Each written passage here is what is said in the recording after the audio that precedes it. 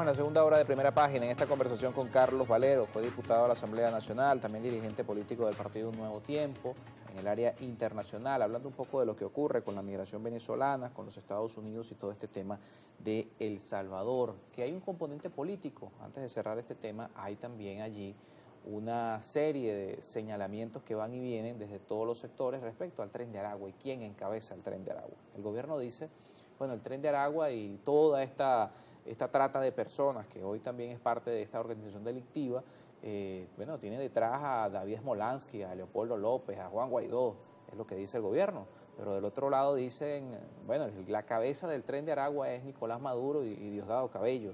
Y en medio de todo esto, como mencionaba, queda al final la gente. Han salido incluso organismos internacionales. Ayer reseñaban algunos medios en Estados Unidos que no había certeza, que no era cierto que existiera alguna prueba de que el gobierno de Venezuela tuviese algo que ver con esta organización criminal. Y el fondo realmente del tema es la estructuración de esto como parte de una narrativa política. Sí, mira, esto es la consecuencia de un conflicto político que sencillamente ha afectado gravemente a todos nosotros. En la medida en que el conflicto político se ha ido acentuando, en la medida en que el conflicto político aumenta, disminuye la calidad de vida de los venezolanos, disminuye nuestra dignidad, tenemos menos acceso a servicios y además, algo terrible, y es que ahora somos parte de una narrativa y una contranarrativa. Desafortunadamente en el mundo de hoy hay como una tendencia, una moda hacia la xenofobia. Lo vemos en algunos movimientos en Europa, lo vemos en algunos movimientos en Estados Unidos, y eso digamos, eso es primitivo y hay que combatirlo. Todos los países del mundo, y los Estados Unidos principalmente, son países de migrantes. Se forjaron sobre la migración. Nosotros en Venezuela recibimos cientos de migrantes cuando teníamos una situación económica muy importante, entonces venían españoles, venían italianos, y entonces las colonias son muy fuertes, venían por supuesto también colombianos, ecuatorianos, chilenos en la época de la dictadura, y Venezuela los acogió a todos. Claro. Nunca hubo un discurso de odio y nunca hubo una reacción contra ellos. La única solución para que nosotros los venezolanos dejemos de ser como una especie de excusa discursiva de cualquier parte es desescalar el conflicto político. Si acá no hay un stop, detengamos esto.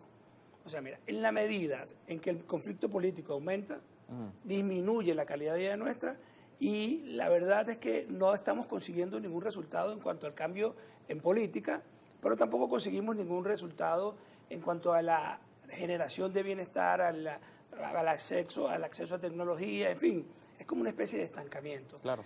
Y ahora eso significa muchas cosas, y significa, entre otras, que nosotros tengamos la capacidad de decir, mira, vamos a ver cómo los venezolanos nos entendemos, en Venezuela o donde sea. Vamos a ver cómo nos entendemos con reglas claras. Cómo hacemos para recuperar nuestra economía, y con la recuperación de nuestra economía y la institucionalidad, una institucionalidad que no sea secuestrada por un solo sector, donde, por ejemplo, cuando yo fui funcionario público hace un montón de años, muchas de las personas que trabajaban conmigo eran de otros partidos, eran de la ultraizquierda, y uno los convocaba a todos. Claro. Después, gente como nosotros, más nunca pude ser ni consultor de un instituto público, y si eras diputado entonces te elimino el sueldo. Es decir, ha habido como una especie de esquema de eliminación de una parte de la forma de pensar de otro, Claro. Y eso, por supuesto, ha derivado en esto, Claro, pero en una crisis permanente. Pero eso camina en dos sentidos, porque por ejemplo, vamos a hablar del tema de las sanciones en particular. Hay un sector político del país que abiertamente pidió que sancionaran a Venezuela. Y ahí, hablando de destrabar el conflicto, ¿cómo tú destrabas el conflicto desde el punto de vista económico cuando el otro sector dice, no, hay que presionar y sancionar más al gobierno? Bueno, pero hay un sector de la oposición, nosotros, nuestro presidente Manuel Rosales, gobernador del Zulia, Claro. yo personalmente y todo nuestro movimiento y mucha gente que ha dicho no estamos de acuerdo con las sanciones económicas. Las sanciones económicas no contribuyen al cambio político, ni contribuyen al desarrollo de una estrategia democratizadora. Por el contrario, las sanciones económicas han terminado profundizando el conflicto, debilitando a la sociedad, dividiendo a nuestras familias, que es lo más grave, Y, por ejemplo, en el caso de la aplicación de mayores sanciones para atender el tema migratorio, eso es un error, porque en la medida en que en este país haya más crisis, Claro. la gente se seguirá yendo y van a llegar, abrirán un túnel, reabrirán el Darién, Claro, se irán nadando. siempre buscará la forma. Porque al final la gente quiere vivir y necesita vivir bien. Ahora, fíjate, nosotros los venezolanos tenemos 4 opciones, lo hemos dicho claramente. Y la primera opción es irnos del país. Y ya vemos lo que está ocurriendo. Cada vez somos menos queridos en el extranjero, porque somos muchos primero, y eso significa mayor capacidad de atender, y segundo, por este discurso de odio y de xenofobia que hay, y una especie de discurso de odio. No voy a utilizar más calificativos. La otra opción es decir, bueno, yo me voy a quedar en mi casa tranquilo, me dedico a mi trabajo, me achinchorro, pero resulta que esa opción tiene el problema de que la crisis te va a llegar. Te va a llegar a través de inflación, te va a llegar a través de falta de servicios, te va a llegar ahorita en San Martín, no había luz en Quinta Crespo. O sea, te va a llegar en problemas en tu vida. Claro. La otra es que tú dices, bueno, yo voy a ser como los talibanes, voy a tomar el poder por la fuerza. Bueno, y la violencia.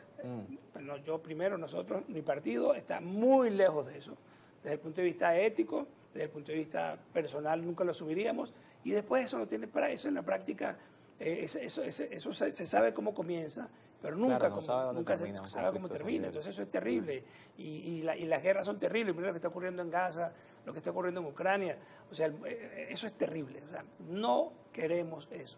Y por último, entonces nos queda la opción de decir, bueno, nosotros vamos a seguir participando en la vía electoral, organizando las comunidades, vamos a seguir haciendo vida política acá, vida social acá, y esa es nuestra apuesta. Ahora, bueno, tenemos un problema muy grave, ¿no? Y es que acá, cada vez que se convoca una elección, se profundiza la crisis.